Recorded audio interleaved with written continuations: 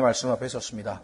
주님, 주께서 애굽에서 이끌어내서 참으로 인도하셨던 그 주의 백성 이스라엘이 하나님 앞에 다가가는 방법을 친히 알려주시고 또 하나님과 동행하는 길도 알려주셨건만 그들이 하나님을 배반하고 하나님과 멀리 떨어져 참으로 하나님의 마음을 상하게 해드렸던 그 구약을 보면서 저희가 참으로 그와 같은 우를 반복하는 어리석은 자가 되지 않도록 도와주시옵시고, 주님, 우리가 훈계를 받고 배움을 얻고 또 위로와 인내를 통해서 소망을 얻는 귀한 역사가 이 레위기 성경 공부를 통해서 이루어질 뿐만 아니라 주께서 말씀하신 것처럼 이 성경은 나에 대하여 증거하는 것처럼 라고 말씀하신 것처럼 우리 주 예수 그리스도를 더욱 깊이 알아가는 계기가 되도록 축복해 주시기를 간절히 간구합니다.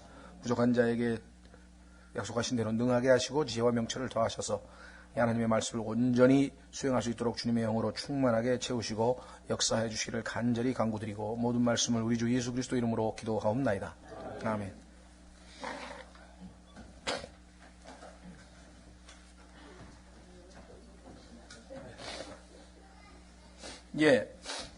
두 번째는 음식 건물인데요. 음식 건물에 대해서도 우리가 한번 성경은 본문을 읽겠습니다. 쭉 읽은 다음에 내용을 살펴보도록 하죠. 레위기 2장 1절. 어떤 사람이 주께 음식 건물을 드리려거든 고운 밀가루를 자기의 헌물로 삼아 그 위에 기름을 붓고 또 그 위에 유향을 놓아 그것을 아론의 아들 제사장들에게로 가져갈 것이요 그는 거기에서 곧 그 밀가루와 기름에서 한 움큼을 취하고 그 모든 유향을 취할 것이며 제사장은 그 헌물의 기념물을 제단 위에서 태워 불로 예비하여 주께 향기로운 냄새를 내는 헌물을 삼을지니라. 그러니까 처음에 이제 밀가루를 바로 태우는 거네요. 두 번째 3절 참. 그 음식 헌물에 남은 것은 아론과 그의 아들들의 것이 될지니 그것은 불로 예비하는 주의 헌물 중에서 지극히 거룩한 것이니라. 나머지는 제사장에게 줬다는 거죠. 제사장이 먹도록. 4절 네가 화덕에 구운 음식 헌물의 봉헌물을 가져오려거든. 자, 밀가루를 바로 드리는 방법이 있고 그 다음에 화덕에 구워서 뭘 만들죠. 그것은 고운 밀가루에 누룩을 넣지 말고, 여러분들이 이제 누룩에 대해서 지난번에도 여러 번 배우셨죠? 성경에서 누룩은 죄 또는 거짓 교리를 예표하고 있다 그랬죠. 자, 누룩을 넣지 말고, 모든 헌물은 예수 그리스도를 예표하고 있는데 누룩이 연관되면 안 되죠. 예수님은 죄가 없으신 분이니까. 기름을 섞어 성령님을 예표하고 있죠. 만든 납작한 빵이나, 자, 밀, 예수님께서 내가 한 알의 밀알이 돼서 썩어 죽지 아니하면 이렇게 말씀하셨죠. 마찬가지로 예수님께서 내가 생명의 빵이라 그랬죠. 이게 다 지금 예수님과 밀접한 관계가 있는 겁니다. 혹은 누룩을 넣지 않고 기름을 발라 만든 얇은 과자여야 할지니라. 그러니까 화덕에 구우는 방법이 있고, 그 다음에 5번째는 내 봉헌물이 납작한 납작한 판에 구운 음식 건물이거든. 그것은 고운 밀가루에 누룩을 넣지 말고 기름을 섞은 것이어야 할지니라. 너는 그것을 여러 조각으로 나누고 그 위에 기름을 부을지니 그것은 음식 건물이니라. 세 번째는 또 프라이팬. 이 종류가 다양하죠. 그러니까 정말 우리가 하나님을 섬길 때 보면은요, 정말 각자 다 다양하게 하나님께서 자기에게 주신 방식으로 섬깁니다. 자기 방식으로 내 방법이 아니면 너는 다 틀렸다. 이건 잘못된 것이죠. 그죠? 다만 우리가 적어도 하나님이 주신 기록된 말씀에 근거해야 되는 것 기준이 하나 적용돼야 되겠죠. 말씀에서 어긋나가지고 자기 멋대로 하면 그건 이미 이제 빗나가 버린 것이고. 7절 내 봉헌물이 납작한 튀김판에, 프라잉팬이라죠 우리는요. 튀김판에 구운 음식 건물이거든. 그것은 고운 밀가루에 기름을 섞어 만든 것이어야 할지니 너는 이것들로 만든 음식 건물을 주께로 가져다가 제사장에게 줄 것이요 제사장은 그것을 제단으로 가져다가 그 음식 건물에서 그것의 기념물을 취하여 제단 위에서 태울지니 그것은 불로 예비하여 주께 향기로운 냄새를 내는 헌물이니라. 그 음식 헌물에 남은 것은 아론과 그의 아들들의 것이 될지니 그것은 불로 예비하는 주의 헌물 중에서 지극히 거룩한 것이니라. 너희가 주께 가져오는 모든 음식 헌물은 자 누룩을 넣어 만들지 말지니 불로 예비하는 주의 헌물에서 너희가 누룩이나 꿀은 태우지 못할지니라. 누룩은 여러분들이 이미 성경 공부를 더 잘 아는데 왜 또 갑자기 꿀은 안 된다 그랬을까요? 자, 꿀은 달콤하긴 달콤한 건데 하나님이 은혜를 주셔서 영적인 달콤함이 아니라 자연현상으로 나타나는 달콤한 것이거든요. 그래서 이것은 불에다가 구우면 아시다시피 꿀은 시어집니다. 그렇죠? 그래서 역시 비록 인간이 보기에는 달콤하고 좋은 것 같다 할지라도 사람으로부터 하나님으로부터 오는 은혜가 아닌 사람으로부터 시작된 것은 결국은 씌어지고 결국은 유익하지 않기 때문에 여러분과 제가 자기의 여러분과 나에게 좋은 것이라도 하나님께서 그걸 받으실 수가 없는 거죠. 자, 그래서 12절 첫 열매의 봉헌물에 관하여는 너희가 그것들을 주께 드리되 향기로운 냄새로 제단 위에서 태우지를 말 것이며 너는 내 음식 헌물의 모든 봉헌물에 소금을 칠 것이니라. 너는 내 하나님의 언약의 소금이 내 음식 헌물에서 빠지지 않게 할지니 너는 내 모든 헌물과 함께 소금을 드릴지니라. 소금은 부패를 방지하는 것이죠. 그래서 예수님께서 너희는 이 세상의 빛이요 이 땅의 소금이라고 예수님께서 말씀하셨던 부패를 방지하는 것. 자, 그러니까 집어넣는 내용과 넣지 말아야 될 것은 누룩과 꿀. 우리의 천연적인 좋은 것과 그 다음에 죄는 들어가서는 안 되고 모든 것이 하나님으로부터 비롯되어야 되는데 그 중에 부패를 방지하는 소금이 들어가 있네요. 14절 네가 네 첫 열매의 음식 헌물을 주께 드리려거든 곡식의 푸른 첫 이삭을 불로 말린 것 곧 꽉 찬 이삭에서 찌은 곡식을 내 첫 열매의 음식 헌물로 드리되 그것 위에 기름을 붓고 그 위에 유향을 더할지니 그것은 음식 헌물이니라. 제사장은 그 헌물의 기념물 곧 그것의 찌은 곡식의 일부와 그것의 기름의 일부와 그것의 모든 유향을 태울지니 그것은 불로 예비하여 주께 드리는 헌물이니라. 상당히 복잡하게 자세하게 말씀하셨고 이것은 당시에는 제사장들이 다 암기하고 있어가지고 이대로 그대로 규칙대로 했어야 되겠죠. 그렇죠? 오늘날 우리에게는 직접적으로 연구하는 되지 않습니다. 다만 이 음식 헌물을 통해서 하나님께서 오늘날 우리 신약 성도들에게 알려주시고자 하는 영적인 교훈과 예수 그리스도와의 연관성이 무엇인지 한번 확인해 보려고 합니다. 자, 교재로 돌아가 보십시오. 교재에 보시면 희생제물, 음식 헌물이라고 되어 있는데 거기 보면은 화덕에 구운 것, 철판에 구운 것, 튀김판에 구운 것, 그 다음에 굽지 않은 밀가루도 있었죠 아까. 그 다음에 기름과 소금, 유향은 사용하지만 누룩과 꿀은 넣어서는 안 된다. 그 다음에 드리는 자에는 제사장이 그냥 드리면 돼요. 그러면 제사장은 그는 제단 위에서 한 줌의 가루와 기름과 모든 유향을 가져다 제단 위에서 불사른다. 제사장이 해야 될 일. 하나님께서 받으시는 것은 한 줌의 음식제물과 유향을 받으신다. 제사장의 몫은 이 음식제물의 나머지 모두를 제사장에게 준다. 드리는 자의 몫은 없죠. 다 드린 거니까. 자, 무엇을 상징하고 있는가? 무엇을 의미하는가? 여러분과 제가 예수 그리스도를 믿고 난 이후에 뭘 한다 그랬습니까? 일한다 그랬잖아요. 선한 일을 위하여 창조된 자들이라 그랬잖아요. 그렇죠? 수고하죠. 애쓰고 우리가 하나님 앞에 수고하고 애쓰고 일하는 것. 그래서 여기 보시면 하나님께 드리는 자의 수고와 소유를 드림. 그러면 예수 그리스도와는 어떤 연관이 있는가? 예수님의 어떠한 모습이 음식제물로 예표되어 있는가? 아시다시피 예수님은 한 알의 미랄이라 그랬죠. 자, 요한계시록 12장 24절 한번 확인해 보겠습니다. 요한복음 12장 24절에 보시면 예수님께서 자신을 한 알의 미랄로 비유하셨죠. 요한복음 12장 24절 진실로 진실로 내가 너희에게 이르노니 한 알의 밀이 땅에 떨어져 죽지 아니하면 홀로 그대로 있고 죽으면 많은 열매를 맺느니라. 이것은 아주 중요한 영적인 법칙입니다. 예수님께서 죽으셨기 때문에 여러분과 제가 이렇게 생명을 얻을 수 있었던 것이죠. 열매가 많이 나왔으니까. 마찬가지입니다. 여러분과 제가 죽으면, 여러분과 제가 진짜 주님께 대해서 우리 자신을 내어드리고 죽으면 하나님께서 다른 많은 열매들을 얻으실 수 있는 것이에요. 그래서 우리가 죽을 때에만 생명이 다른 사람에게서 역사가 일어난다 그랬죠. 그래야 열매가 일어난다 그랬잖아요. 자, 그래서 다시 요한복음 6장 한 구절 더 보겠습니다. 요한복음 6장 35절에 보면은 예수님께서 자신을 생명의 빵이라, 생명의 빵. 요한복음 6장 35절.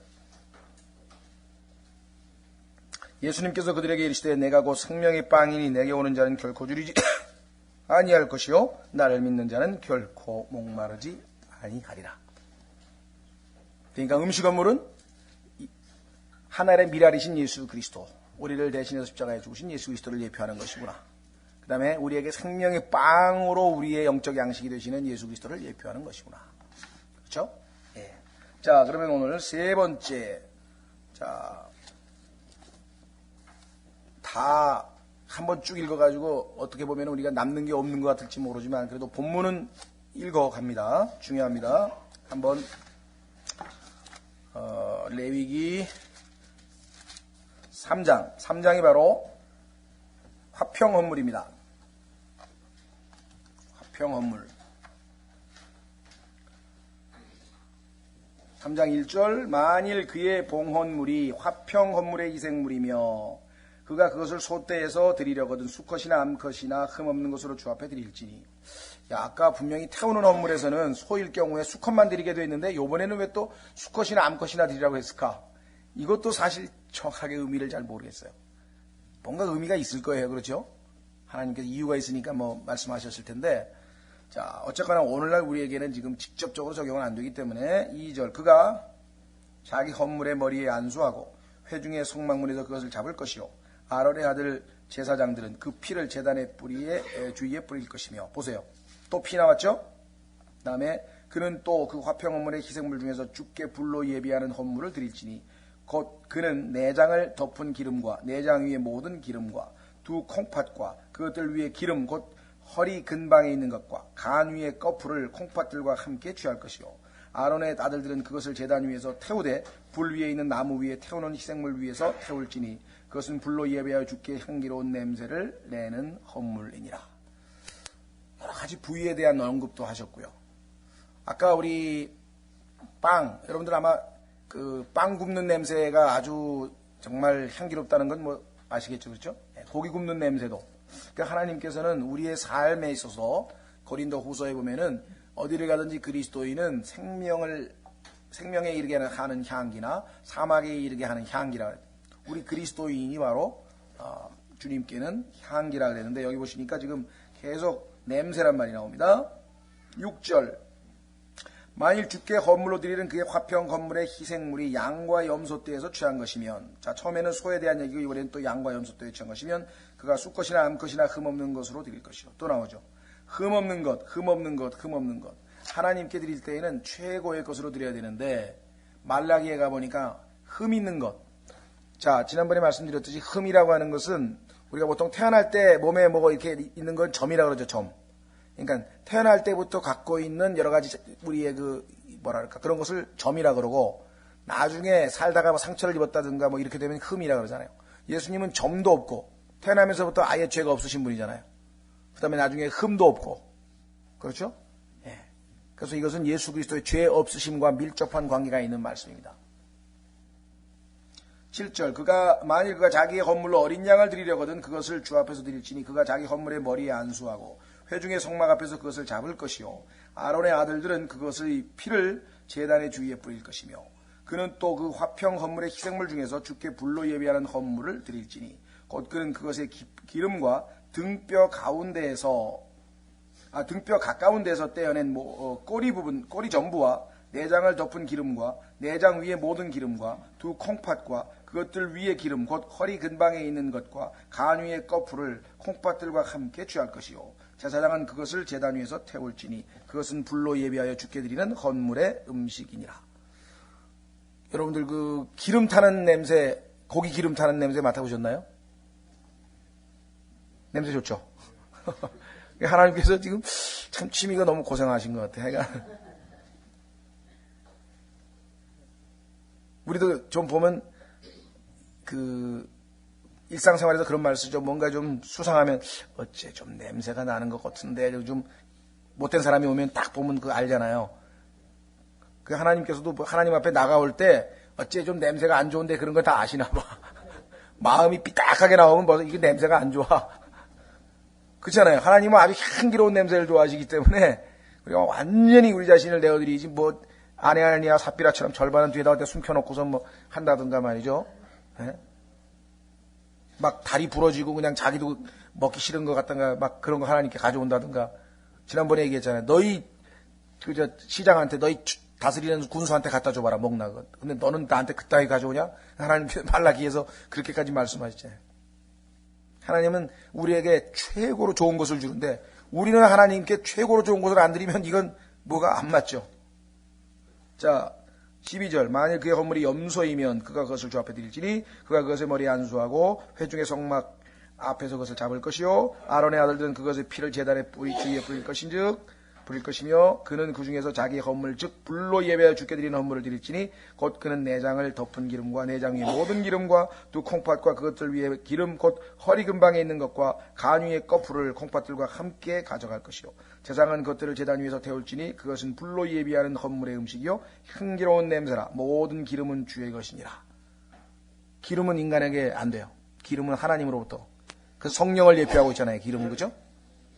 너는 기름이나 피를 먹지 말지니 기름은 거룩한 하나님의 것이고 피는 육체에 생명이 있는 것이죠. 그것이 너의 모든 처소에서 너희 세대들을 위하여 영속하는 법규가 될지니라. 거룩한 기름 하나님께만 해당되는 것이고 피는 생명이 있는 것이기 때문에 역시 먹어서는 안 된다. 자, 그래서 다시 우리는 교재로 와서 정리를 합니다. 얼마나 감사합니까? 이 형제님이 이렇게 다 정리를 쫙 해놓으셨어요. 자, 화목제. 우리 말로는, 우리 성경으로는 화평 헌물. 자, 드리는 자의 처지에 따라, 가난한 사람, 부자인 사람에 따라서, 소, 양, 염소, 이렇게 하라 그랬죠. 어린 양. 제물에다 안수하고 성막문 옆에서 그것을 잡는다. 그것을 갈라 기름과 간 위에 거풀과 콩팥을 떼어 제사장이 제단 위에 불사도록 드린다. 제사장이 하는 일은 뭐냐? 제단 주위에 피를 뿌리고 가슴 부분과 오른쪽 어깨 부분을 흔든다. 요 가슴 부분과 오른쪽 어깨 부분을 흔든다는 내용은요, 어디 나오냐면요, 여기는 지금 안 나오고, 어디 나오냐면, 한번 확인해 보겠습니다. 7장. 레위기 7장에 가면은, 화평 헌물을 드리는 방법에 보면은 나와요. 흔들어서 드리라고.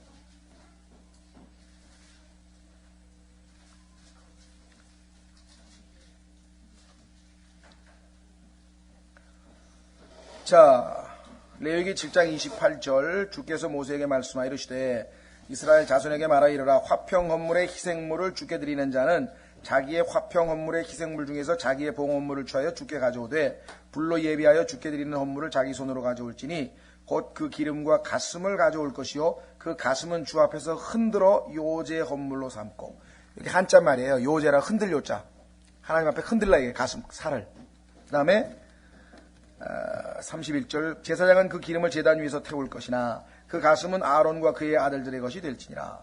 또 너희는 그 오른쪽 어깨를 제사장에게 주어 너희 화평 헌물의 희생물의 거제 헌물로 삼을지니 거제 헌물은요 위아래로 흔드는 거하고 옆으로 흔드는 거 요제는 옆으로 흔드는 거고 거제는 위아래로 흔드는 거 위아래로 옆으로 하면 뭐가 됩니까? 십자가가 되죠. 자, 거제 헌물로 삼을지니 아론의 아들들 중에서 화평 헌물에 피와 기름을 드리는 자가 그 오른쪽 어깨를 자기 몫으로 가질지니라.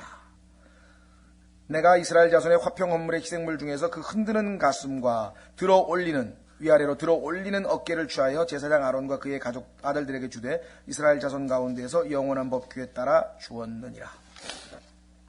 다시 교재로 돌아오시면요. 자, 하나님께서 받으시는 것, 태워진 모든 것, 제사장의 몫은 가슴 부분과 오른쪽 어깨 부분. 아까 이걸 요제라 그랬고 거제라 그랬죠. 드리는 자의 몫은 뭐냐? 드리고 난 나머지를 그의 가족들과 친구들과 함께 성막의 뜰에서 먹어야 한다. 아하, 드리고 난 나머지를 하나님 앞에서 먹는 거예요. 자, 교제와 관련이 있겠죠? 여러분들, 어떤 사람을 만났을 때 우리가 친밀한 사람 아니면 같이 밥 안 먹죠?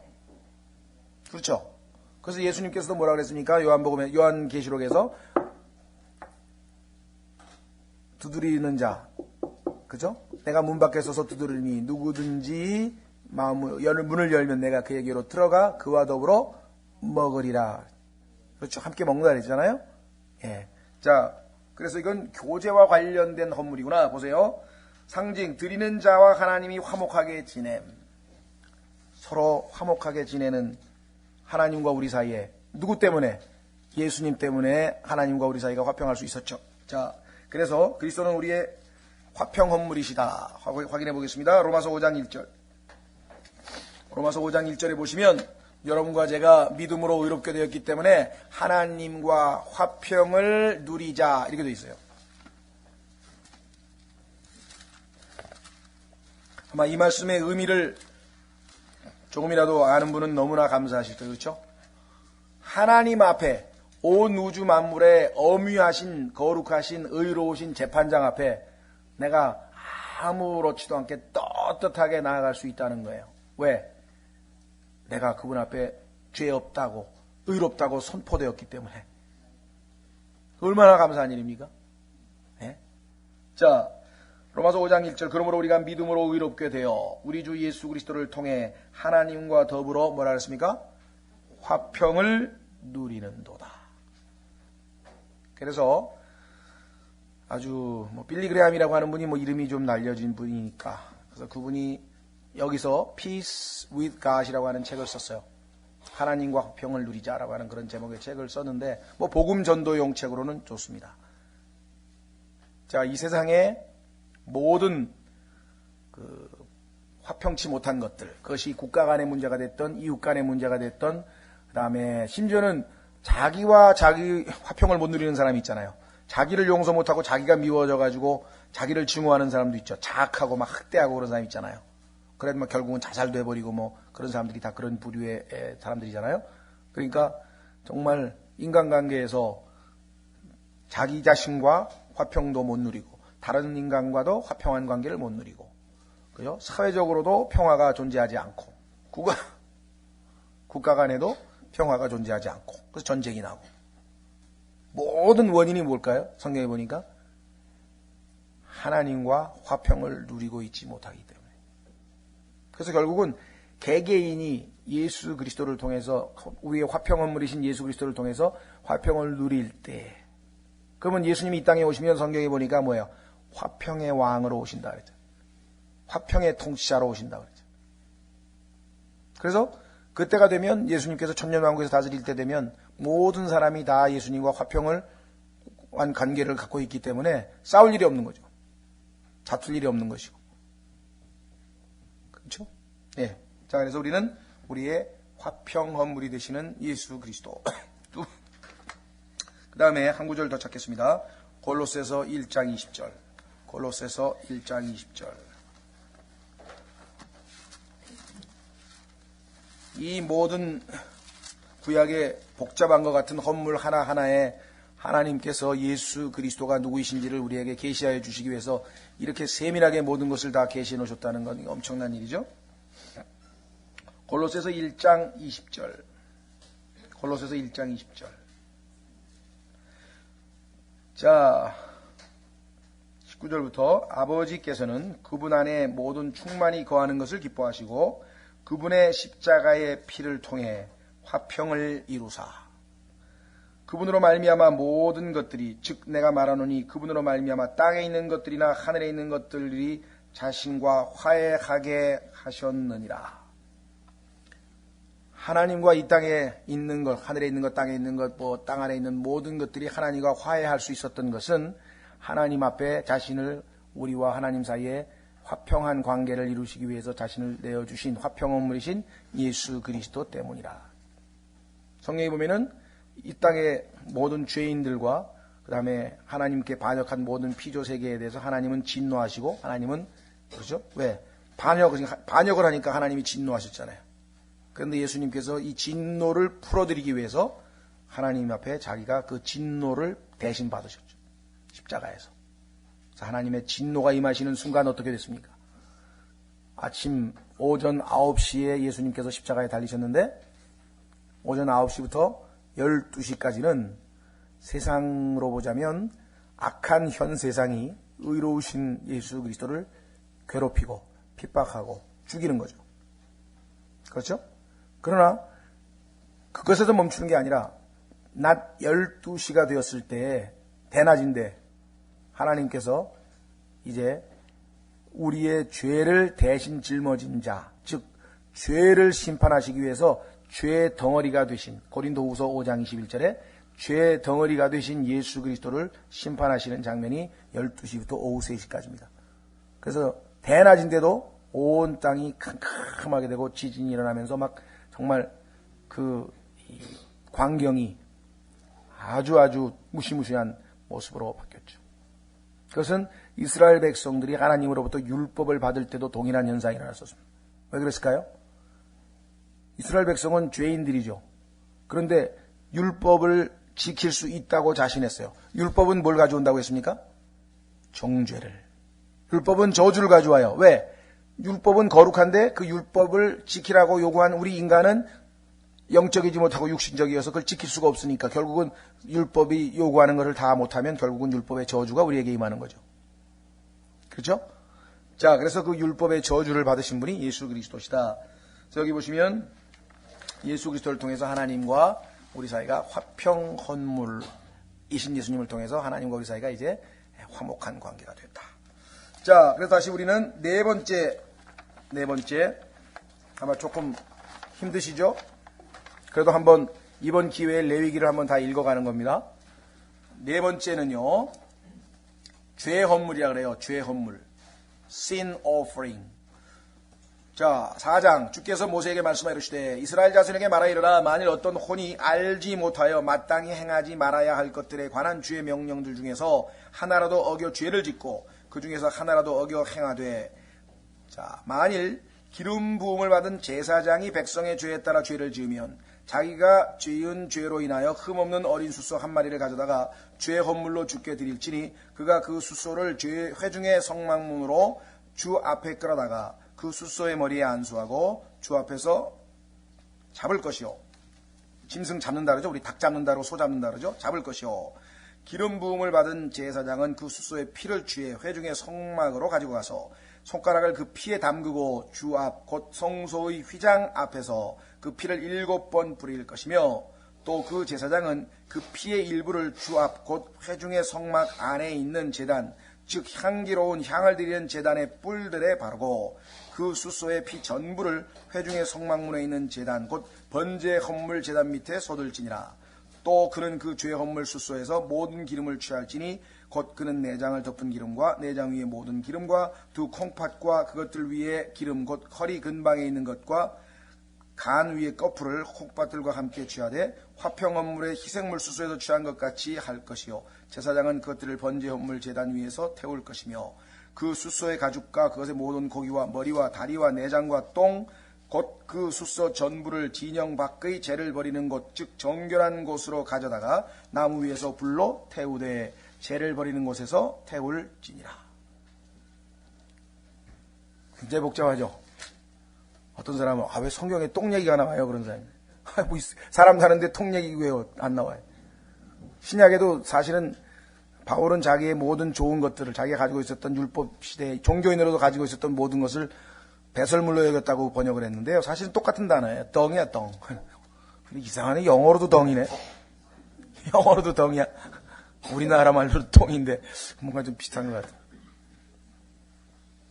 하나님께서. 자,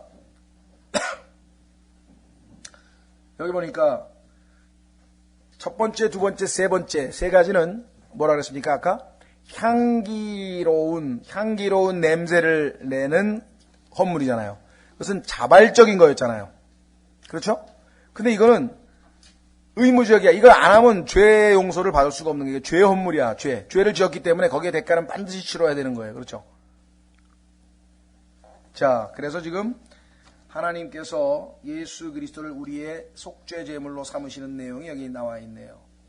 자, 그 다음에 보면은요, 지금 비슷한 내용이 어디 나오냐면 지금 3절에 제사장이 죄를 짓는 내용이 나왔죠? 넘어갑니다. 13절로 갑니다. 이번에는 이스라엘 전체 회중이 알지 못하여 죄를 짓되 이렇게 나와요. 그 다음에 세 번째 부류는 똑같습니다. 이게 비슷해요. 어떻게 하라 태우라. 이거 우리가 다 읽을 수는 없고 밑으로 내려가면 22절에 가면 시리자, 잘 말하면 요즘으로 치면 장관이나 뭐 대통령이나 이 통치자, 그죠? 다스리는 사람 있죠. 치리자가 죄를 지을 때는 어떻게 해라. 그 다음에 밑으로 내려가서 27절에 보통 사람, 평범한 사람. 그러니까 하나님께서 죄를 지어도 뭔가 책임 있는 자리에 있는 사람이 죄를 짓는 거에 대해서는 더 뭔가 책임을 많이 물으시는가 봐요. 그래서 네 종류. 첫 번째는 제사장, 그 다음에 전체 회중, 그 다음에 치리자, 그 다음에 평범한 사람. 이렇게 해서 네 종류의 사람들이 죄를 지을 때 어떻게 속죄하라고 그 방법을 가르쳐 주시는 내용이 쭉 나옵니다. 그래서 4장 끝까지 다 읽지는 않았습니다. 자, 그러면 다시 교재를 통해서 잘 정리된 것으로 우리가 한번 요약을 해보죠. 죄헌물이라고 했는데 여기 속죄제라고 옛날 성경에는 번역이 되어 있네요. 속죄제, 죄헌물. 자, 드리는 자의 처지에 따라 숫송아지, 염소, 암컷이나 수컷, 어린 양 이렇게 드려요. 드리는 자가 해야 될 일은 뭐냐? 성막문 앞에서 제물의 안수와 그것을 잡는다. 그것을 갈라 기름과 간유의 껍질과 콩팥을 떼어 제사장이 제단 위에 불사도록 드린다. 제사장이 할 일은 뭐냐? 자신이나 회중을 위하여 피를 적셔 성소의 휘장 앞에서 7번 뿌린다. 그 다음 휘장의 성막 안에 있는 향제단의 뿔에도 그 피를 바르고 그 송아지 모든 피를 번제단 위에 쏟는다. 아, 죄 얘기가 나오니까 피. 죄사함은 피 없이는 안 된다 그랬는데 속죄제는 그냥 계속 피 얘기만 나오는군요. 그렇죠? 왜 그랬을까요? 하나님께서. 이거 하나는 간단하죠. 이렇게 많은 제사를 얼마나 많이, 하루에도 얼마나 많은 사람들이 와서 이 제사를 드렸겠어요.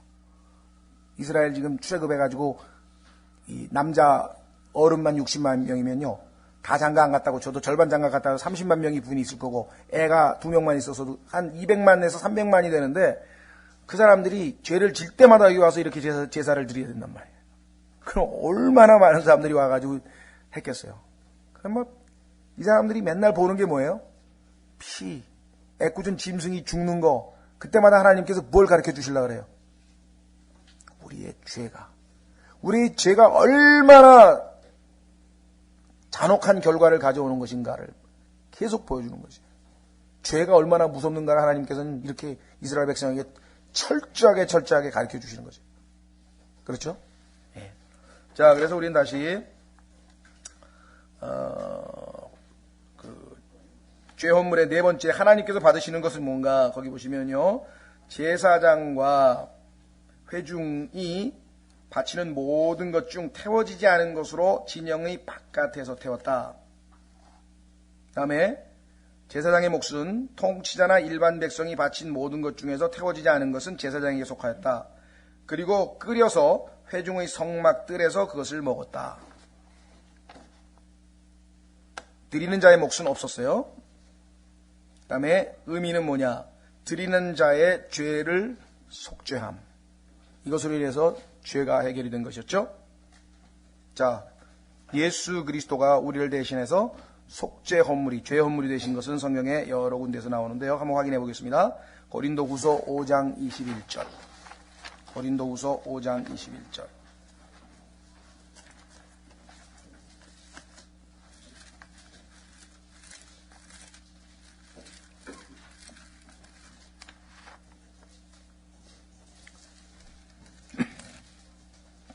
고린도후서 5장 21절은요. 사실 굉장히 놀라운 말씀입니다. 우리가 얼핏 생각하면 예수님이 우리의 죄를 짊어지셨다. 이게 베드로전서에는 그렇게 나와 있거든요. 그런데 단지 예수님이 우리의 죄를 짊어지신 정도가 아니에요. 여기 보면은. 보세요. 고린도후서 5장 21절. 하나님께서 죄를 알지 못한 그분을 점도 없고 흠도 없는 어린 양이라 그랬죠. 예수님이. 그러면 죄를 알지 못한 그분. 예수님은 태어날 때부터 죄가 없었고 죄를 짓지도 않았어요. 그러니까 점도 없고 흠도 없으신 거죠. 그분을 우리를 위하여 죄가 되게 하신 것은 죄를 그냥 짊어진 정도가 아니라 예수님 자신이 죄가 됐어. 자, 여기 굉장히 엄청난 진리가 들어요. 온 우주 만물의 죄가 다 압축돼서 예수님 하나가 죄가 됐어. 그 얘기는 십자가에서 하나님께서 예수님을 심판하실 때 이 세상 죄는 완전히 심판 끝나버린 거라는 거예요. 무슨 말 이해가 되겠습니까? 더 이상 기억하셔야 될 죄가 없어. 왜? 예수님 자신이 죄가 된 거야. 그러니까 더 이상 남아있는 죄가 없는 거야. 온 우주의 모든 죄를 예수 그리스도 위에다가 올려놓은 하나님이 그게 죄야. 그 죄만 제거하면 끝이야. 그래서 생각해보니까 뭐냐. 보라, 예수님을 보고 심려인 요한이 보라, 세상 죄를 제거하는 하나님의 어린 양이로다. 자, 제거한다고 하는 말이요, take away인데, 예수님이 이 세상 죄를 자기가 모조리 자기 위에다 짊어졌으니까 다 가져다가 자기 위에다 올려놓고 자기가 심판을 받았으니까 더 이상 심판받을 죄가 없는 거죠. 그렇죠? 그 다음에 그 죄를 예수님이 죄를 심판받았고 그 심판받은 후에 예수님이 어디로 가셨어요? 지옥으로 가셨죠? 예수님의 몸은 돌무덤 속에 들어갔고 예수님의 영은 하나님께로 갔고 예수님의 혼은 성경에 보니까 지옥에 갔다 그랬다. 그렇죠? 그런데 성경에 보면은 예수님께서 두 번째로 다시 재림하실 때 히브리서 12장에 보면 예수님께서 두 번째로 다시 오실 때에는 without sin, 죄 없이 오시리라. 그럼 죄는 더 어디에 있는 거예요? 지옥에 있는 거죠. 예수님께서 이 우주 만물의 모든 죄를 다 가지고 가서 지옥에다가 놓고 예수님이 부활하시고 올라오셨죠. 그렇죠? 그래서 어떤 의미에서 보면은 take away란 말이 단순히 제거했다는 의미뿐만 아니라 가지고 가버리셨다는 얘기가 되는 거예요. 여기 이제 나중에 이제 여기 레위기에 보면은 속죄 염소 얘기가 나와요. 염소. 이제 염소 얘기가 나올 때 그 속죄 염소가 바로 광야로 내보내는 죄를 짊어지고 멀리 가버리는 거잖아요. 그 예수 그리스도를 예표하고 있는 것이죠. 자, 그래서 다시 돌아옵니다. 베드로전서 2장 24절 한 구절 더 찾습니다. 베드로전서 2장 24절에 보시면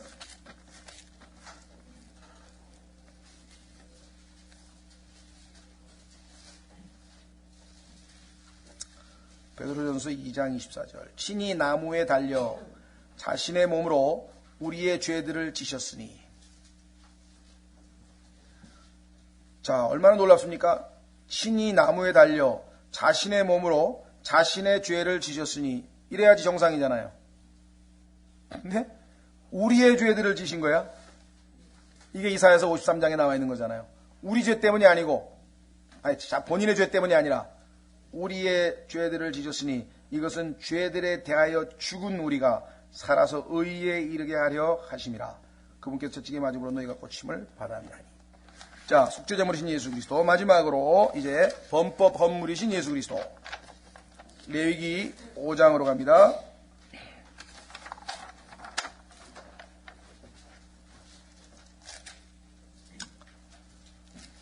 레위기 5장 1절 만일 어떤 혼이 맹세하는 소리를 듣고 자기가 본 일이나 아는 일의 증인이 되었으면서도 그것을 말하지 아니하여 죄를 지으면 자기 불법을 담당할 것이요.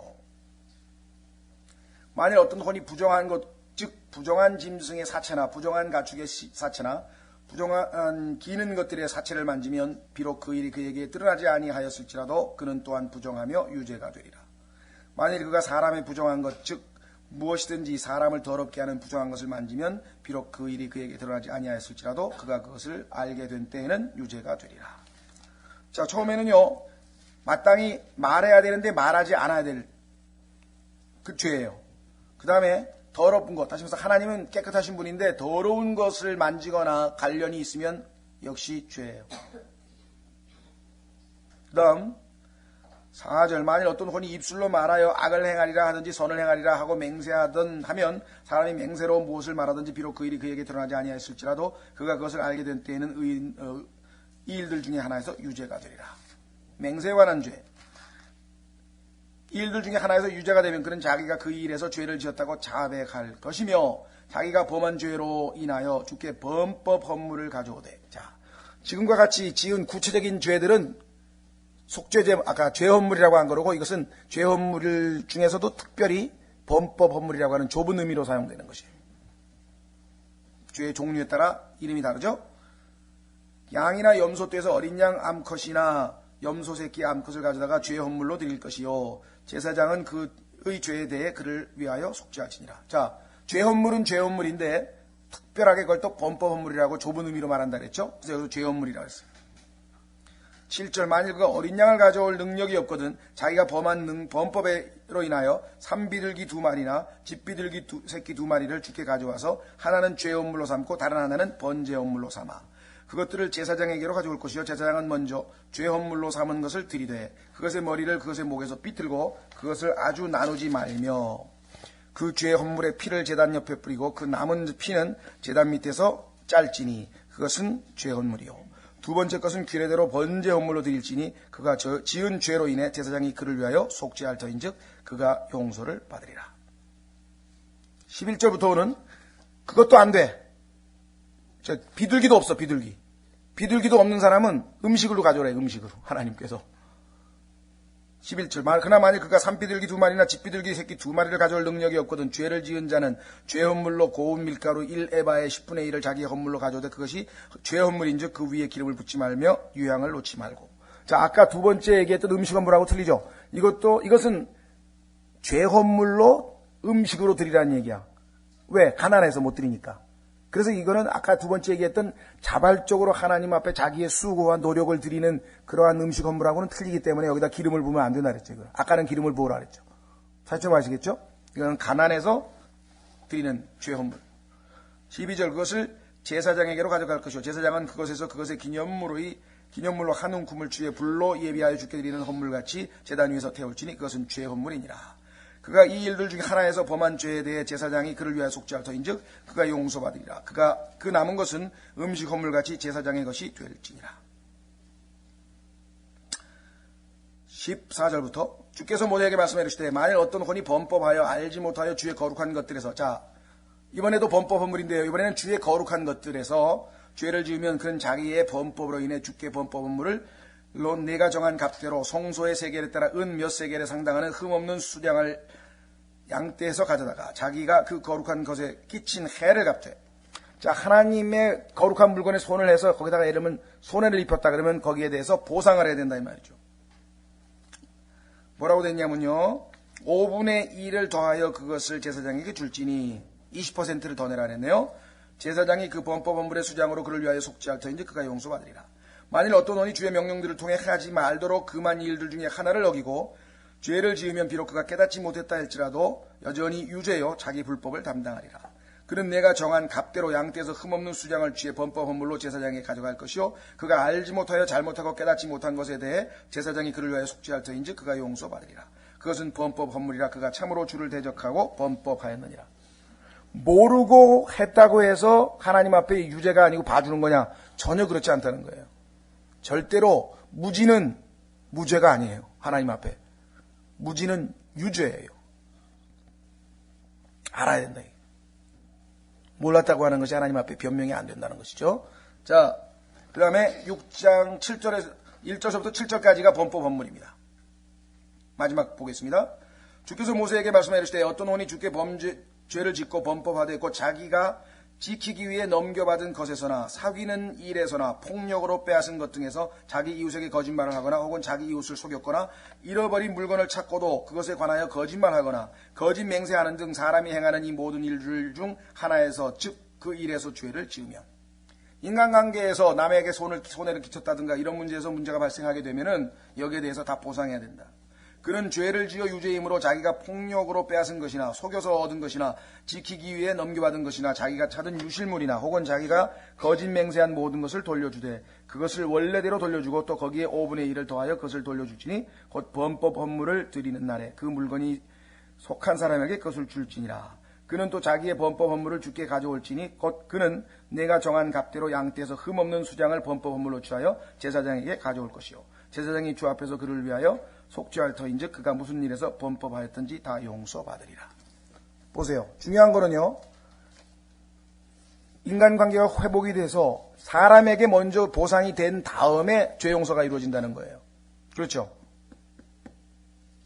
어떤 사람은 이렇게 하나님 앞에 딱 용서받았으면 그만이지 이렇게 생각하시는 분도 있는데 그렇지 않습니다.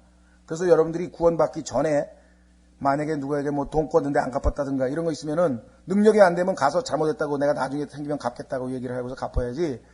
나는 이제 구원받아서 새로운 비전이니까 과거는 끝이다. 전혀 안 그래요. 과거가 청산되지 아니하면 그 사람은 우리 말 들을 리가 없죠. 그렇죠? 예. 그래서 아주 이와 같이 하나님께서 정하셨는데, 자, 이런 구체적인 하나하나의 죄들에 대해서 이것을 어떻게 하면 우리가 용서받을 수 있겠는가? 역시 하나님께서 정하신 그 법대로.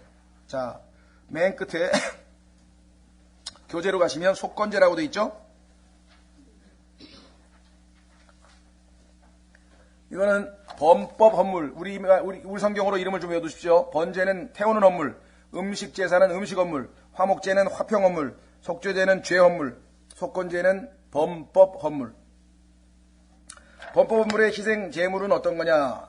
어린 암양이나 염소, 산비둘기나 어떤 어린 집비둘기 2마리, 기름이나 유향을 넣지 않은 고운 가루 3분의 1 에바. 가난한 사람은 이걸 드립니다 했죠. 자, 드리는 자의 이 일은 아까 속죄제하고 똑같고요. 죄업물하고 똑같고요. 제사장의 일도 죄업물하고 똑같아요. 왜? 두 개가 다 죄업물이니까. 두 개가 다 죄업물인데 죄 종류에 따라 다른 것뿐이죠. 구체적인 죄냐 일반적인 죄냐에 따라서. 자, 그 다음에 하나님께서 받으시는 것은 제단 위에 태워진 모든 것을 받으시고, 제사장의 몫은 제단 위에서 태워지지 않은 나머지 것은 제사장이 가져요. 하나님 앞에는 모든 걸 다 태우고 나머지 것 드리는 자의 몫은 없습니다. 속건제물로서 손상을 갚거나 배상함. 다른 사람에게 피해를 줬다든가 상처를 줬다든가 이렇게 되면은 가서 배상을 하고 보상을 하는 것. 예표적 가르침은 뭐냐? 그리스도는 우리의 속건제물이시다. 범법 헌물이시다. 자, 여러분과 제가 하나님 앞에 얼마나 많은 것들로 손해를 입히고 하나님 앞에 많은 것들에 하나님에게 죄를 졌는지 그것을 구체적으로 지은 죄 하나하나. 여러분과 제가 일반적으로 죄인으로 태어나서 하나님의 뜻에 어긋나게 사는 것, 그런 죄 말고도 구체적인 여기 나와 있는 것처럼 하나하나의 죄들이 너무나 많았잖아요. 뭐 거짓말을 했다든가, 그렇죠? 남을 뭐 때렸다든가, 아니면 뭐 그런 구체적인 죄 하나하나에 대해서도 예수님은 하나도 남기지 아니하고 다. 또 교리적으로 조금 설명하면은 아까 우리가 얘기했던 첫 번째 죄 헌물은 소위 사람들이 얘기하는 원죄에 관한 것이라고 한다면, 지금 여기 나와 있는 것들은 구체적으로 자범죄 하나하나 지은 모든 죄들에까지. 그러니까 뭐 예수님은 원죄만 해결하고 자범죄를 해결 못했다는 얘기는 설명이 안 돼요. 교리적으로 봐도 말이 안 되는 것이죠. 그렇죠? 자, 그래서 완전히 자, 확인해 보겠습니다. 성경 구절 거기 나와 있는 것처럼 골로새서 2장 13, 14절. 골로새서 2장 13, 14절에 거기에 보면은요, 범법, 우리의 범법을, 우리가 법을 어긴 것, 범법을 우리를 대신해서 제사로, 희생으로 갚으신 예수님에 대한 언급이 나옵니다. 골로새서 2장 13절, 골로새서 2장 13절, 또 너희의 죄들과 너희 육체의 무할례 가운데서 죽었던 너희를 하나님께서 그분과 함께 살리시고, 그 다음에 뭐라 하십니까? 너희의 모든 뭐라고요? 범법을 용서하시며. 구체적인 죄 하나하나 다 용서하셨죠? 범법을 용서하시며. 범법, 헌물 똑같은 용어입니다. 그 다음에 고린도후서 5장 19절. 고린도후서 5장 19절.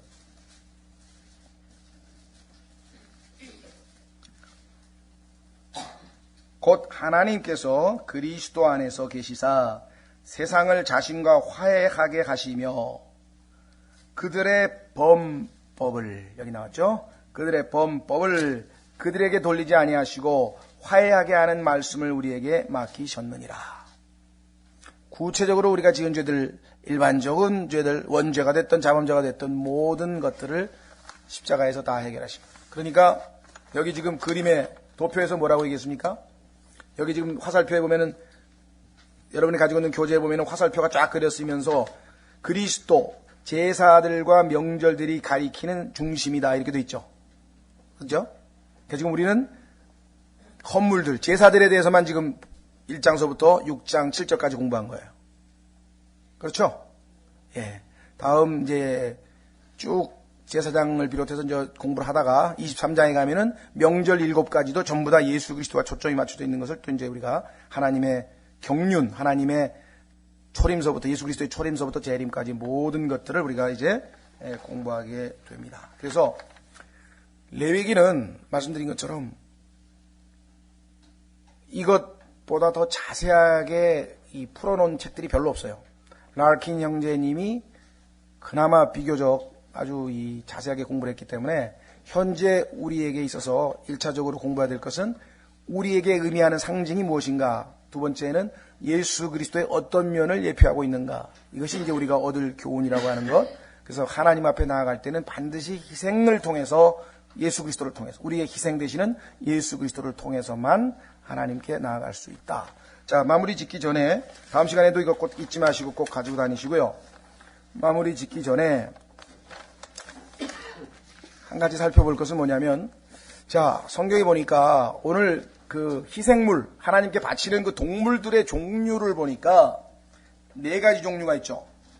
자, 처음에는 소인데, 수컷이니까 숫소. 여러분들 숫소 하면 떠오르는 게 뭡니까? 자, 고린도전서 9장 9절을 보십시오. 고린도전서 9장 9절.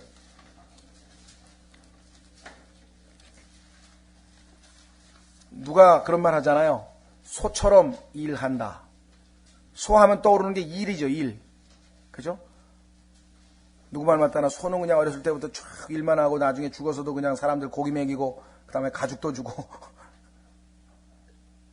야, 예수 그리스도를 이보다 더 잘 예표할 수 있을까? 소. 자, 고린도전서 9장 9절 보십시오. 모세의 율법에 너는 곡식을 밟는 소의 입에 마개를 씌우지 말라 기록되었으니 하나님께서 소들을 위해 염려하시느냐.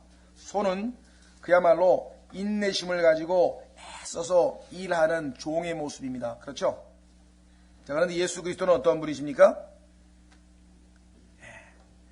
하나님의 종으로서 자기 자신을, 하나님의 일을 평생토록 하셨던 분이시죠. 아, 그래서 예수 그리스도를 예표하기에 소가 마땅하구나. 일하시는 모습, 인내하시는 모습, 죽기까지 순종하는 모습. 그래서 소. 두 번째는 양이나 염소. 그렇죠? 양이나 어린 양, 죄송합니다. 양이나 어린 양은, 여러분들 양 그러면 떠오르는 게 뭡니까? 머릿속에 탁 떠오르는 거. 순하다 그러잖아요. 제가 양띠니까 보시면 다 아시잖아요. 순하다. 그러죠? 양이라고 하는 짐승은 특징이 뭐냐면요. 저항을 안 해요, 저항을. 그러죠? 그리고 자기 자신을 내어주어요. 포기해요. 그래서 십자가에서 하나님께 자기 자신을 기꺼이 내어드리고 저항치 아니하는 예수 그리스도. 자, 이사야서 53장 보십시오. 예수님이 바로 그 어린 양의 모습으로 나와 있죠. 이사야서 53장. 그래서 하나님께서 이 헌물 바칠 때도요, 이 희생물 그냥 아무 짐승이나 아무거나 막 갖다 붙이는 게 아니에요. 이사야서 53장 7절.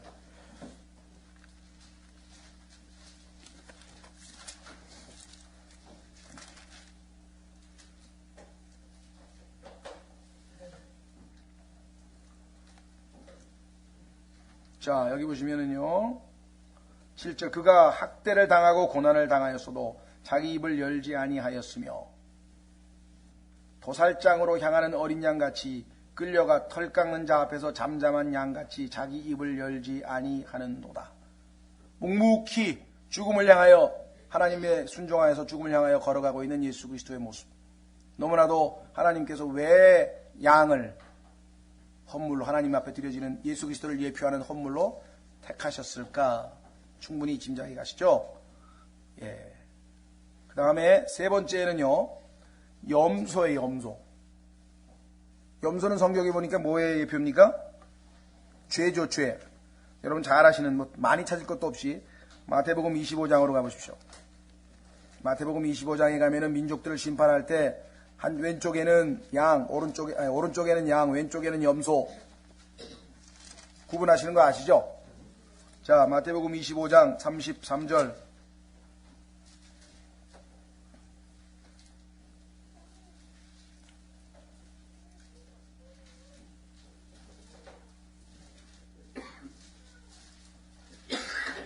자, 마태복음 25장 31절서부터 조심하셔야 됩니다. 이것을 오늘날 그리스도인에게 적용해가지고 우리는 우리 염소가 되면 안 되고 양이 돼야 된다고 자꾸 가르치는 분들이 계신데, 그거하고 전혀 상관이 없어요. 이거는 지금 사람의 아들이 자기의 영광 중에서 모든 거룩한 천사와 함께 올 때 자기의 영광의 왕좌에 앉아서 모든 민족들을 자기 앞에 모으고 이방인들 심판하는 거예요. 구원받은 백성이 지금 여러분과 제가 심판받는 게 아니에요. 민족들, 이방인들.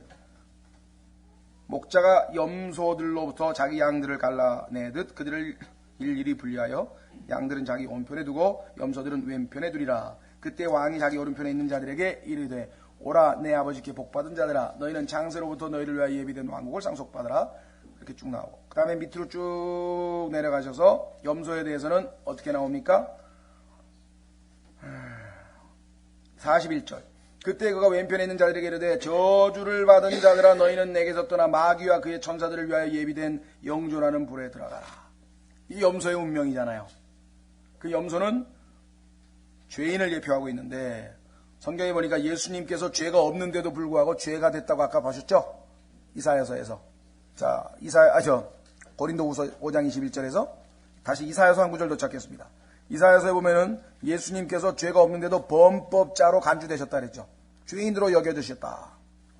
이사야서 53장 12절에 보시면 그래서 예수님이 염소로 예표될 수밖에 없구나. 왜? 여러분과 저의 모든 죄를 짊어지시고 가셨기 때문에. 이사야서 53장 12절 이사야서 53장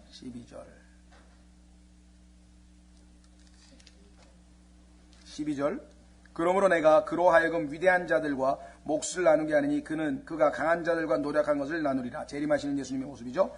이는 그가 자기 혼을 쏟아 부어 죽기까지 하며 범죄자와 함께 계수되었기 때문이라. 그게 나왔잖아요. 범죄자가 아닌데 예수님은 범죄자로 계수되었어요. 예수님은 염소가 아닌데 염소가 되셨어요. 우리 때문에. 그렇죠? 예. 그래서 갈라디아서 3장 13절 찾아보겠습니다. 거기서는 예수님께서 우리 때문에 하나님 앞에 저주가 되셨다고 기록되어 있습니다. 갈라디아서 3장 13절.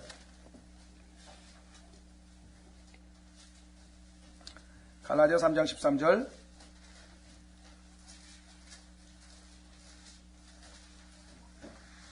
그리스도께서 우리를 위해 저주가 되사 율법의 저주에서 우리를 구속하셨으니 기록된 바 나무에 달리는 모든 자는 저주받았느니라 하였느니라. 구약에 나와 있는 대로 우리가 저주받아야 될 것을 우리를 대신해서 저주가 되신 예수 그리스도. 그래서 염소가 그래서 죄인을 예표하고 있는 염소가 예수님을 예표할 수밖에 없구나. 왜? 우리를 대신해서 예수님께서 바로 죄를 짊어지셨기 때문에 저주가 되셨기 때문에. 마지막으로 집비둘기, 산비둘기를 하나님께서 헌물로 바치라고 했는데 성경에 보면은 비둘기는 어떤 의미로 쓰입니까? 비둘기는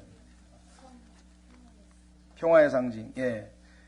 또 성경에 보면은 비둘기는요 슬피 우는 애곡하는 모습으로 나타나는 항상 성경에서 슬피 우는 모습 한번 확인해 보겠습니다. 예, 이사야서 38장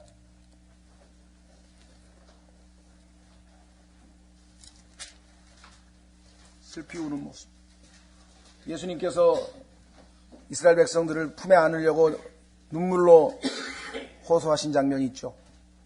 예루살렘아 예루살렘아 하면서 예수님께서 우셨던 장면. 바로 비둘기의 모습이신 예수님. 자, 이사야서 38장 14절.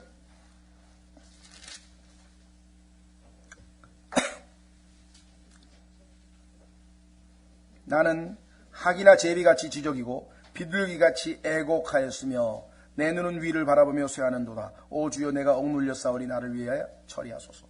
58장 11절도 보십시오. 58장 11절.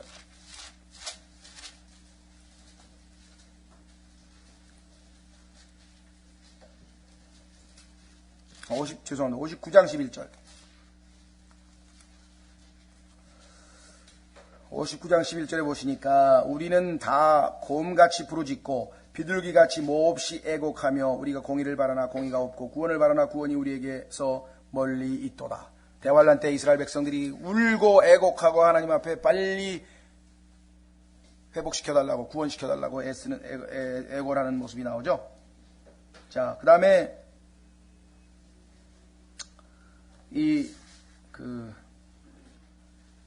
비둘기는 또 하나 특징이 뭐였습니까? 성경에 보면은 가난하고 관련되어 있다고 그랬잖아요. 아까도 얘기했지만, 소가 낼 수 있는 능력이 없고, 양이나 염소를 바칠 능력이 없는 사람들, 그런 사람들에게는 허락을 했죠. 그런데 성경에 보니까 예수 그리스도의 어머니가 아들을 낳고, 아들을 낳은 사람은 33일인가요? 딸을 낳은 사람은 66일인가? 그래서 이제 그 기간, 정결례를 치를 기간이 되어서 이제 그 기간이 지나야 다시 하나님 앞에 경배드리려고 하고 제사를 드릴 수 있으니까. 그래서 율법에 따라서 정결례를 드리러 갈 때, 그 예물을 가져갈 때 성경에 보니까 비둘기를 가져간 것으로 나와 있죠. 그래서 우리는 예수 그리스도께서 이 땅에서 가난하게 사셨다는 것을 성경에서 확인하실 수 있습니다. 성경에 보니까 예수님께서 뭐라고 말씀하셨나요? 확인해 보겠습니다. 죄송합니다. 마지막 구절입니다. 고린도후서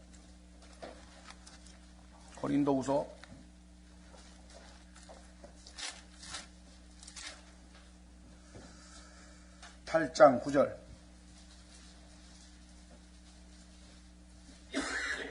혹시 여기 계신 분 중에 나는 가난하다고 생각하신 분 있으면 그건 크게 오해입니다.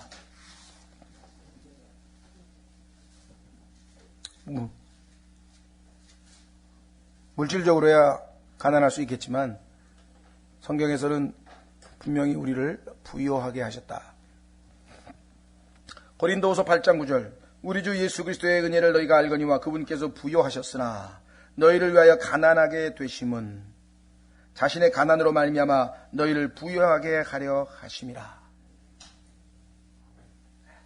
자, 육신적인 거하고 물질적인 거하고 영적인 거하고는 영적인 것이 훨씬 더 소중하다고 했죠.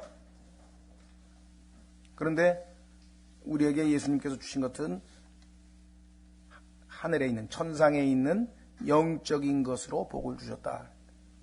눈에 있는, 땅에 있는 것들은 복을 주셔봐야 어차피 다 없어지는 거예요.